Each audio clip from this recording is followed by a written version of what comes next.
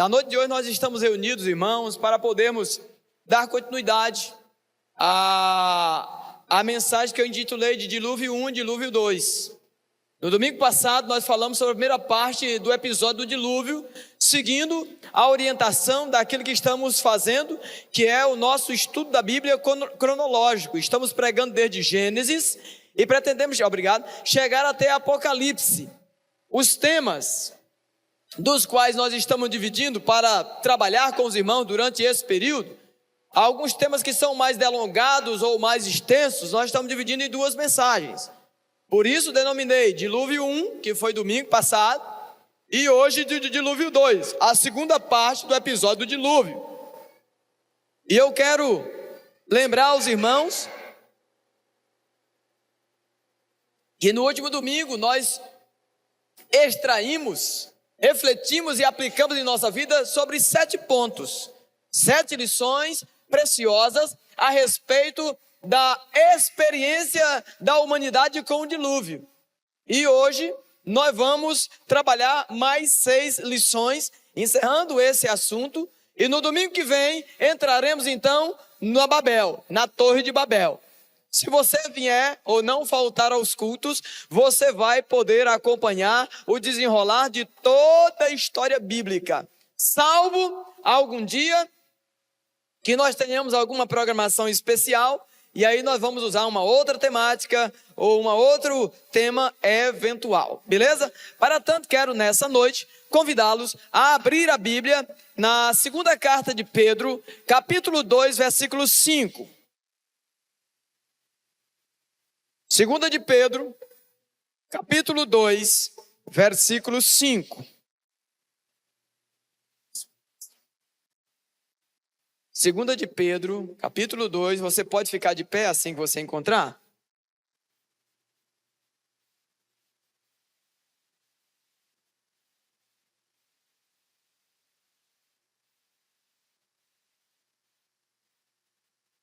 Amém, amém? Só o capítulo 5. Eu vou ler ali para vocês acompanharem. Diz-nos assim, e também porque eu não vou dar conta de ler ali.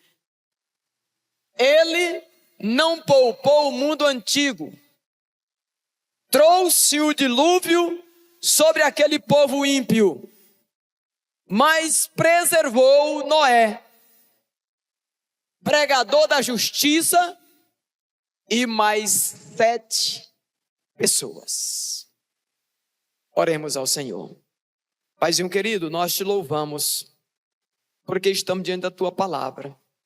E ela mesmo hoje nos faz recordar e lembrar que o Senhor de toda glória, o Senhor nosso Deus, não poupou o mundo antigo, o mundo ímpio pecador, trazendo sobre ele o dilúvio. Mas a tua palavra, Senhor, hoje nos diz e nos garante, nos apresenta, Paizinho querido, a ideia de que ele poupou Noé. E fala ainda sobre Noé que ele é o pregador da justiça. Mas além dele, o Senhor poupou mais 7 pessoas. Queremos, Senhor Deus, por misericórdia e por graça, e por andar em novidade de vida em sua presença também, quando do juízo final, sermos poupados. Que o Senhor nos alcance, que o Senhor nos encontre fiéis, prontos para subir para a glória com o Senhor e ali reinarmos junto com o Senhor para todo sempre. Abençoe a sua igreja, abençoe nossas famílias, abençoe nossos filhos, abençoe, ó Deus, nossas famílias. É a oração, Deus, que nós lhe fazemos em nome de Jesus. Amém e amém. Podeis assentar.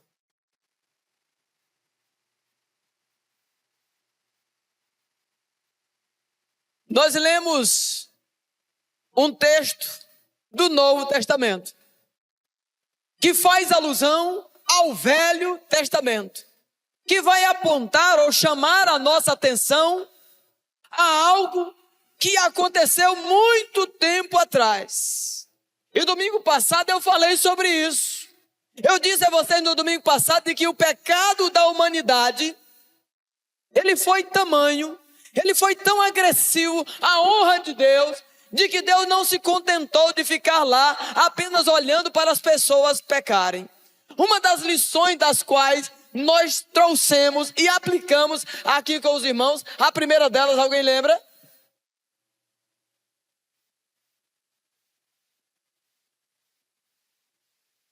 A lição era: até Deus perde a paciência com o pecado. Essa foi a primeira lição que nós tiramos domingo passado. O pecado foi tamanho que não ficou aqui na terra.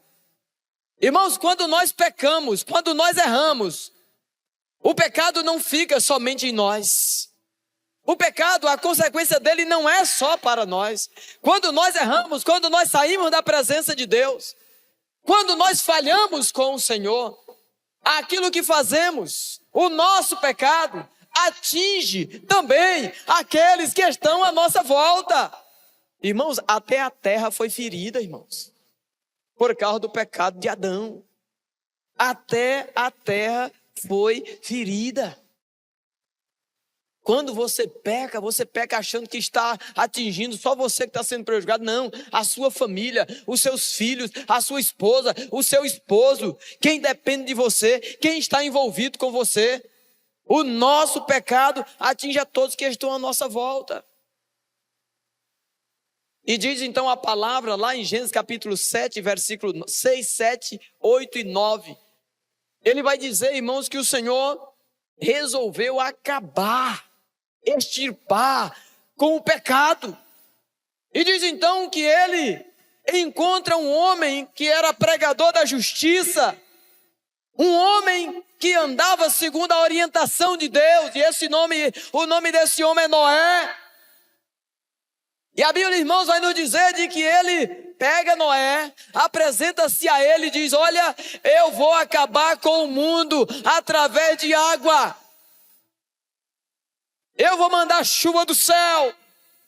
Não tinha, irmãos, ainda chovido até aquele momento.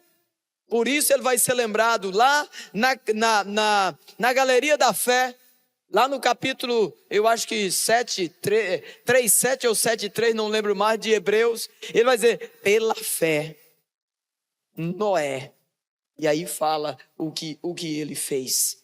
Ele, durante todo o tempo, durante toda a existência da humanidade, irmãos, ele tem escolhido homens e mulheres para fazerem a diferença. Homens e mulheres de Deus para fazer diferente do que todo mundo está fazendo. Foi hoje de manhã ou foi ontem à noite, não sei mais, que eu preguei ontem à noite e hoje de manhã. Eu falei para os irmãos, não seja de manada, não seja de multidão, não seja aquele crente igual aos outros, não. Viva acima da média. Quando o Senhor quiser fazer alguma coisa na terra, Ele precisa nos encontrar e dizer, aquele homem, aquela mulher está pronto e preparado para fazer aquilo que eu quero realizar. Ele pode fazer tudo sozinho, irmão, mas Ele preferiu contar conosco. E Ele está procurando homens e mulheres que se coloquem na brecha para fazer o que Ele quer. Ele não faz nada por si mesmo, mas Ele usa homens e mulheres. Você está disposto a ser usado? Como Noé e como vários outros na Bíblia. Diz a palavra que Ele então orientou Noé. E Noé passou quantos anos construindo aquela arca? 120 anos. E sabe o que nos chama a atenção nisso, irmãos? Enquanto ele construía a arca, o que ele fazia? Pregava. Você está construindo alguma arca? O que você está construindo na sua vida? Tem gente que não tem plano nenhum. Tem gente que não tem propósito, tem gente que não tem plano, tem gente que está vivendo só por viver. Qualquer vento que passar vai te derribar. Qualquer problema que chegar, você não dá conta mais de continuar, porque você não tem um plano sólido, porque você ainda não escutou e não entendeu Deus falando algo com você. Noé, irmãos, passou 120 anos fazendo a arca, mas pregando sobre algo que ele nem tinha visto ainda. Pregando, irmãos, sobre uma chuva. Diz que chuva não existia. Era só um uruvai, né? Que caía sobre a terra. Não existia chuva. Aí o cara está pregando sobre dilúvio, é doido. Não é assim? Você já foi chamado de doido alguma vez? Eu já fui várias vezes. Eu estou dizendo que Deus vai fazer e alguém está dizendo Deus não faz. Eu estou falando Deus pode fazer, Deus pode realizar. Ele pode agir infinitamente mais na minha vida e na tua vida. E as pessoas, eu não acredito. Eu só acredito vendo e Deus mostra, irmãos. Deus mostra e você vai ver Ele fazendo. Ele realiza infinitamente mais do que o que esperamos, do que o que planejamos, do que o que esperamos. E durante 120 anos ele foi tido como louco. Ele construiu a arca. E diz, irmãos, que quando chegava a hora, quando eu era criança, eu entendi que Noé foi no campo catar os animais. Amarrar o animal e puxar para dentro da arca, irmãos. Não foi assim. Quando chegou o dia, a hora certa, todos os animais caminharam em direção à arca. Irmãos, quando chegar o dia, quando chegar a hora, as coisas vão acontecer. Espere.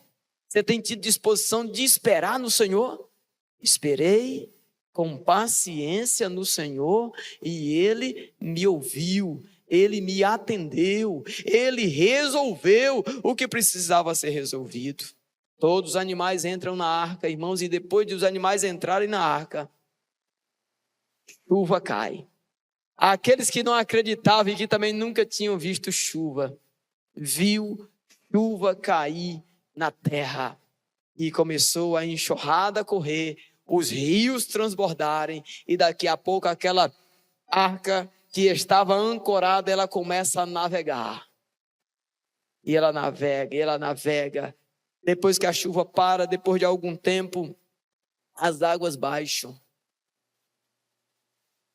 Noé foi poupado com quantas pessoas? Segundo o texto que eu li?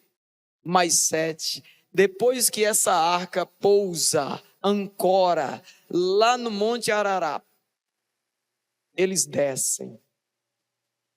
Os animais são liberados.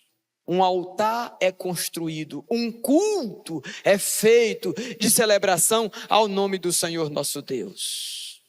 Noé planta uma vinha.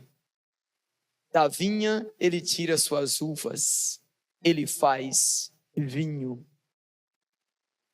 Depois de beber, o que acontece com Noé?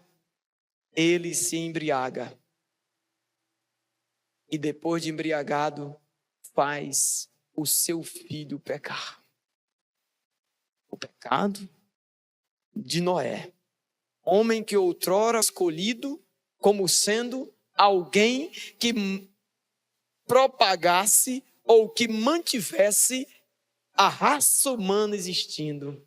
Ele erra, ele falha, e a sua falha atinge a sua família, como eu disse no início. Por que será que Deus permitiu que isso acontecesse? Para ficar a mim e a você a lição de que nós não escaparemos das tentações e não escaparemos do pecado.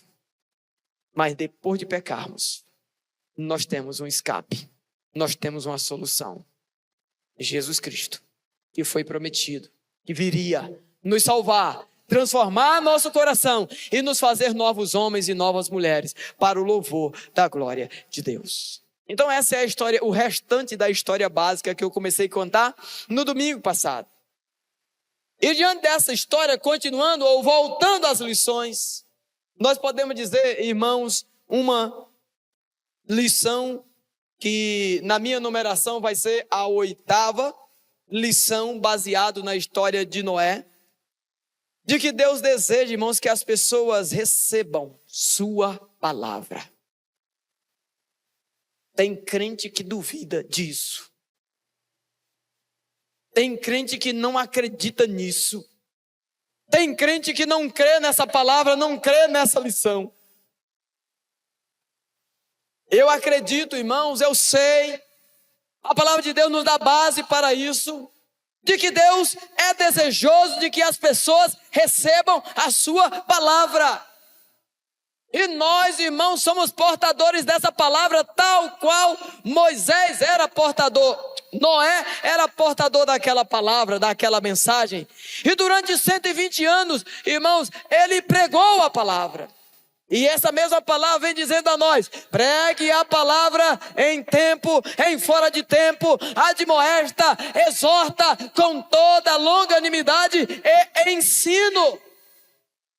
Pregue a palavra. Se você tem a palavra, pregue a palavra. Viva a palavra, pregue a palavra. Ele comunicou-se com Noé, e Noé anunciou a palavra enquanto construía a arca. O que é que você está construindo? Você que está construindo uma vida? Um projeto de vida? Você está construindo uma família? Noé estava construindo a arca. E a pergunta hoje é: o que é que você está construindo? Está construindo um patrimônio? Amém, louvado seja Deus. Está construindo uma casa? Louvado seja Deus. Está constituindo uma família? Louvado seja Deus. O que nós não podemos, irmãos, é fazer as coisas que nós queremos fazer ou entendemos ser o que devemos fazer, esquivando-nos de pregar a palavra. Aonde quer que você esteja, meu irmão, pregue a palavra, comunique a palavra, compartilhe essa palavra. Noé fez isso e esse deve ser o nosso exemplo. Não se esconda. Transmita a palavra a toda e qualquer pessoa que passar na sua frente. Seja uma mensagem. Segunda lição, irmãos, que eu quero ainda trabalhar com vocês nessa noite. Quem entende que Deus promete castigar os pecadores, precisa anunciar a mensagem de Deus para alertá-los sobre o castigo vindouro. O que você sabe de Deus? O que você sabe do juízo? O que você sabe sobre o que vai acontecer? O que você entende sobre a promessa de Deus de castigar o mundo? As pessoas estão por aí dizendo assim: não, esse negócio de castigo é coisa banal, isso não vai acontecer. Deus nos ama, Ele não vai castigar a humanidade. Não, Deus é bonzinho, Ele é misericordioso. Ah, irmãos, como cordeiro Ele já veio. Ele vai vir como agora? Como leão. E ruge o leão. A gente até canta, né? Tem nem noção o que é um leão rugindo. Já foi no zoológico? Já escutou um leão rugindo? A gente canta, né? Que ruge o leão e a terra estremeça. Quando o leão da tribo de Judá vier rugir e a terra estremecer, os túmulos abrirem, como estaremos? Já pensou quando começarem a cobrar dos crentes a ausência de pregação da palavra na vida daqueles que estão mais próximos deles? Filhos, primos, tios, mãe, pai. A Bíblia diz, irmãos, que o sangue de cada um deles vai ser requerido da mão daqueles que já têm conhecimento da verdade. Todos aqueles que já têm conhecimento do castigo divino que virá sobre os pecadores e não avisá-los. Avise os seus. Avise todos aqueles que estão ao alcance da sua voz. Ei, creia em Jesus. Sejam salvos. Busque a presença de Deus. Porque o castigo vindouro virá. O castigo de Deus sobre os rebeldes virá. E nós, irmãos, somos atalaia do Senhor e precisaremos, irmãos, estar avisando. Noé, irmãos, foi para nós exemplo sobre isso. Quem imaginou, irmãos? O Senhor não falou com todo mundo. O Senhor falou com quem? Moisés. Que Moisés, irmãos? Noé. O Senhor não falou com todo mundo, como Ele hoje não fala com todo mundo. Mas Ele vai escolhendo, né? Ele vai alcançando. Alcançou a mim, alcançou a você, alcançou a outro. Aí você vai, né? Acha legal. Nossa, que coisa boa. Cadê a menina de ontem, meu Deus do céu, que dirigiu o culto de jovem? A Gabi, cadê a Gabi? Está no berçário. A Gabi ontem dirigiu o culto pela primeira vez, uma jovem, né? Chegou recentemente na igreja e ela estava dirigindo o culto ontem pela primeira vez. Ela disse, falando para os outros jovens, como é maravilhoso adorar o Senhor. Como é bom estar na presença do Senhor. Irmão, se isso é bom, se é bom ter Jesus, se é bom, irmão, glorificar o nome do Senhor, estar com Ele, sentir a presença dEle, a ação do Espírito Santo de Deus sobre nossa vida, vamos também fazer com que outros venham sentir essa experiência, como nós estamos sentindo. Noé entendeu o que era bom e compartilhou com os outros. Estou partindo para a terceira lição. Deus, irmãos, Ele é fiel para cumprir suas promessas. Alguém duvida disso? Alguém duvida que Deus é fiel para cumprir suas promessas? Irmãos, Ele vai cumprir. Passará os céus e a terra, mas a palavra do Senhor, ela não vai passar. Então não temas em compartilhar as promessas de Deus com as pessoas, sejam elas boas ou sejam elas ruins, sejam elas de salvação ou sejam elas de condenação. Elas haverão de acontecer. Ele cumpriu a sua promessa de castigar o mundo antigo com o dilúvio. Alguém tem dúvida disso? É só olhar para as formações rochosas, para as serras. É só olhar, irmãos, para a prova de que um dia um juízo houve na terra. Nós somos, irmãos, testemunhas disso, através da palavra e através de tudo que se encontra à nossa volta. Há uma discussão se o dilúvio foi regional ou se ele foi mundial. Isso não vem ao caso, isso nos edifica. Você olha para os montes, né? Olha para as serras, parece que foram desenhados. E se você olhar com muito cuidado, você vai ver que alguma daquelas camadas parece que foi água, né? Por um tempo baixando. A Bíblia diz: os céus proclamam a glória e o firmamento anuncia as obras das suas mãos. Nós temos a palavra e nós temos, irmãos, o mundo, as coisas que hoje existem, né? Por aí, como prova de que Deus agiu nesse mundo. E essa prova foi ficado a nós, irmãos, para nós sabermos que Ele pode agir na hora que Ele quer. Tudo está no seu domínio, tudo está no seu controle. Por que a gente tira a nossa vida do controle de Deus? A única coisa que nós temos um poderzinho é sobre o quê? Sobre a nossa vida. Sobre a nossa vida, é Ele querendo nos pegar na mão, como eu preguei hoje de manhã, foi ontem? Hoje de manhã, né? Quando o Senhor fala, Mateus 7:23, né? Ó Jerusalém, como eu gostaria, né, de lhe trazer para debaixo de minhas asas, como a galinha traz os seus pintinhos. É Deus querendo cuidar de nós e nós querendo sair do cuidado de Deus. É Deus querendo abençoar a nossa vida e nós querendo sair debaixo da bênção. É Deus querendo orientar como nós devemos viver na vida para ter sucesso com Deus e nós fugindo, buscando o nosso próprio sucesso, as nossas próprias aventuras, irmãos, no nosso dia a dia. Também cumpriu, irmãos, a promessa que fez, além de dizer que castigaria o povo pecador, e ele castigou enviando o dilúvio, ele também cumpriu e cumprirá a promessa. A segunda promessa dele foi de que nunca mais acabaria com o mundo através de água. Ele deixou até mesmo um sinal, o arco-íris. Ele diz: toda vez que nós olhássemos para o arco-íris, nós devíamos lembrar dessa aliança que Ele fez com a gente, que não mais acabaria com o mundo através de dilúvio ou através de água. Arco de íris, ok? Quarta lição que nós podemos tirar também dessa história: a fé em Deus, irmãos, ela acompanha a obediência. E aqui fica difícil, parece que fica meio confuso. A fé em Deus é acompanhada de obediência. Todo mundo diz que tem fé, mas nem todo mundo que diz que tem fé obedece. É ou não é assim?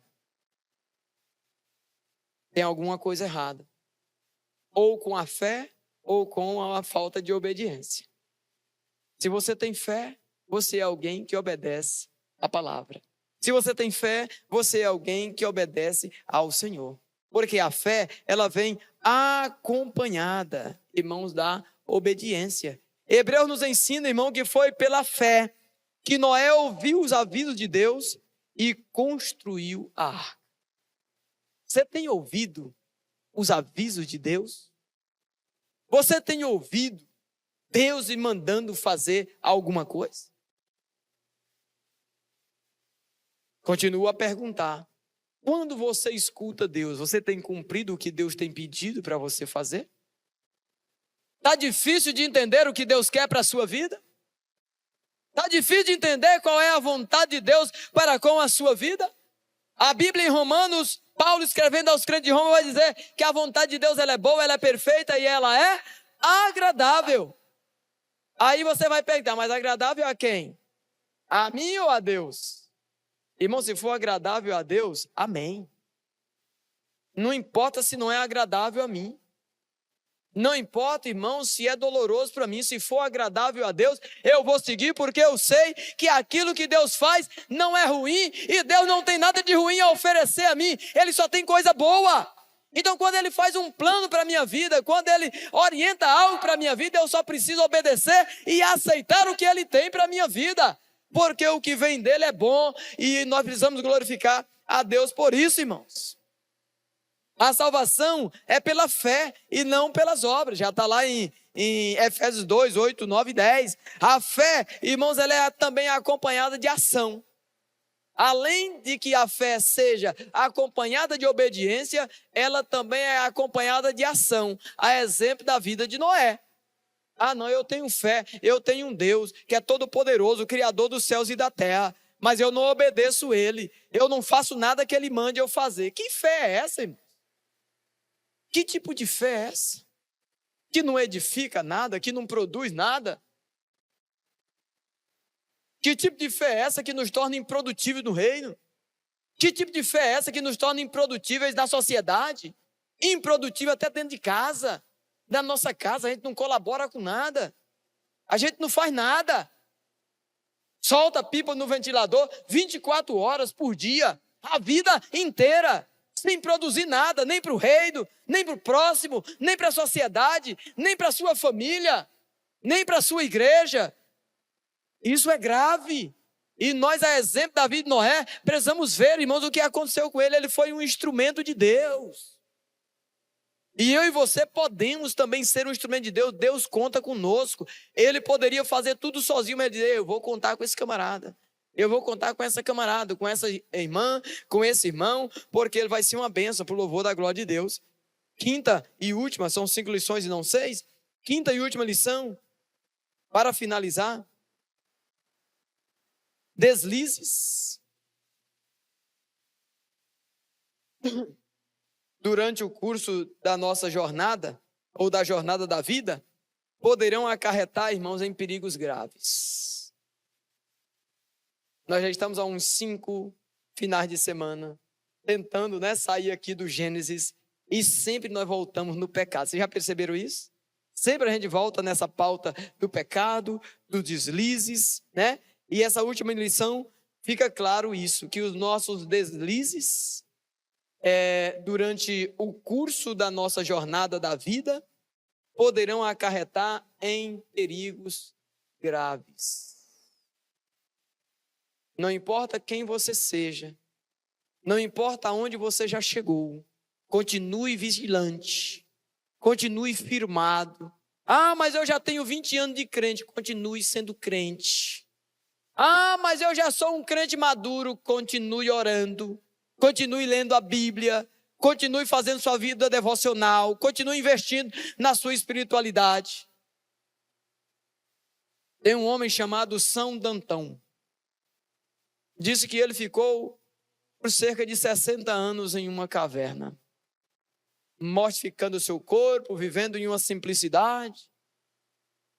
E disse que quando ele decidiu sair da caverna para viver em meio à sociedade, não se demorou muito.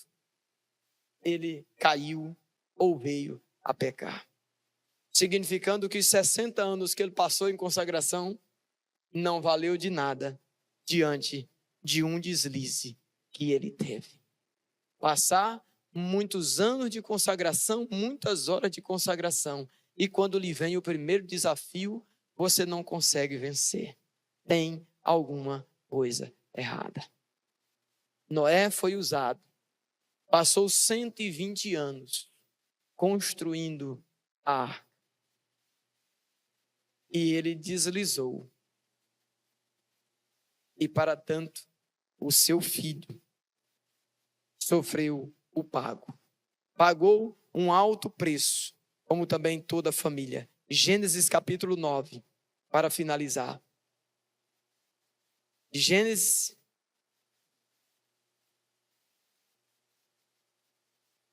capítulo 9. Consegue projetar, Raquel? Gênesis capítulo 9, de 20 a 27.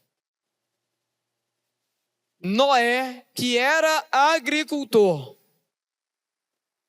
foi o primeiro a plantar uma vinha. Bebeu do vinho, embriagou-se e ficou nu dentro da sua tenda.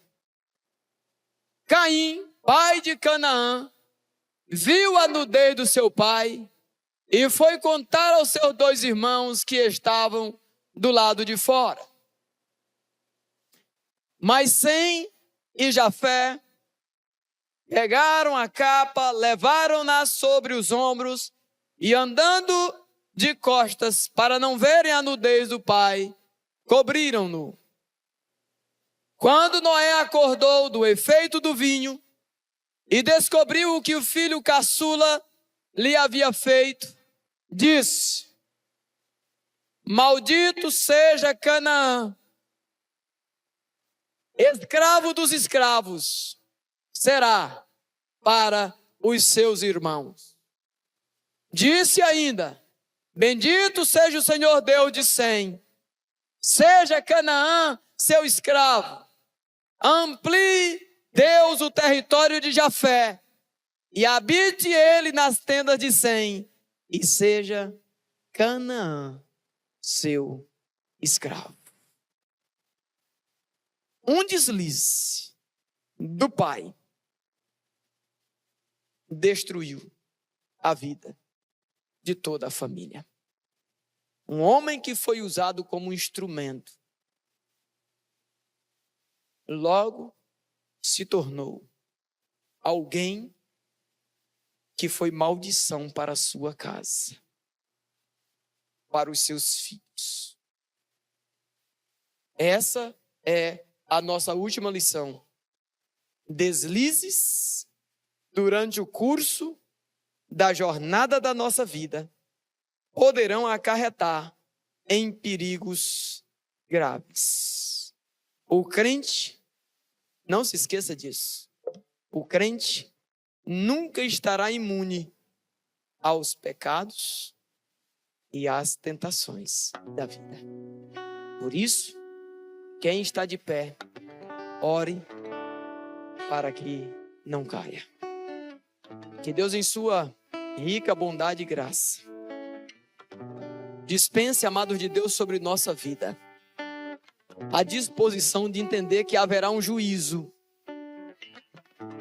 E aquele que veio como cordeiro virá como leão, rugindo. E ele vai julgar vivos e mortos. A trombeta vai tocar. E o juízo final haverá de ser executado na terra. A Bíblia vai dizer, irmãos, que a um grupo será dito: vinde a mim, bendito do meu Pai, receber por herança tudo que vos está preparado. A outro grupo se dirá: apartai-vos de mim, malditos, para o fogo eterno, preparado para o diabo e seus anjos. Essa palavra, irmão, não é para colocar medo em ninguém. Essa palavra, irmãos, ela é apenas para alertar a igreja de Jesus, o povo de Deus, as pessoas presentes hoje na igreja, sobre o entendimento, irmão, de que o juízo ele vai acontecer. Mais cedo ou mais tarde chegará a hora quando vivos e mortos serão julgados.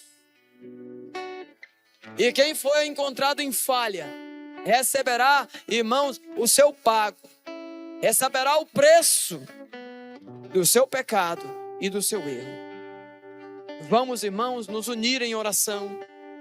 Vamos nos unir em comunhão, irmãos, fortalecidos no Senhor e uns nos outros, para estarmos prontos para o dia final. Tem um hino do cantor cristão, eu acho que é o número 108. Quando Cristo sua trombeta lá no céu mandar tocar, quando um dia muito glorioso lá romper, e aos remidos dessa terra o Senhor vier buscar, e fizessem tão chamada, lá eu estarei. Essa deve ser a minha e a sua resposta, a nossa resposta. Nós estaremos lá, prontos e preparados para subir para o céu de glória. Porque o céu foi feito para aqueles que esperam no Senhor. Porque os que esperam no Senhor renovarão suas forças. Subirão com asas como águia, andarão e não se cansarão, correrão e não se fatigarão. Irmãos, o Senhor tem o melhor para nós, o melhor dessa terra. Agora, nem sempre nós estamos dispostos a receber do Senhor o que Ele tem para nós, o que Ele tem para nos dar. Que Deus lhe abençoe, que Deus lhe guarde, que essa semana seja uma semana de reflexão. Seja uma semana quando eu e você tenhamos disposição, irmão, de viver o melhor de Deus. O melhor de Deus, para o louvor da sua glória. Amém?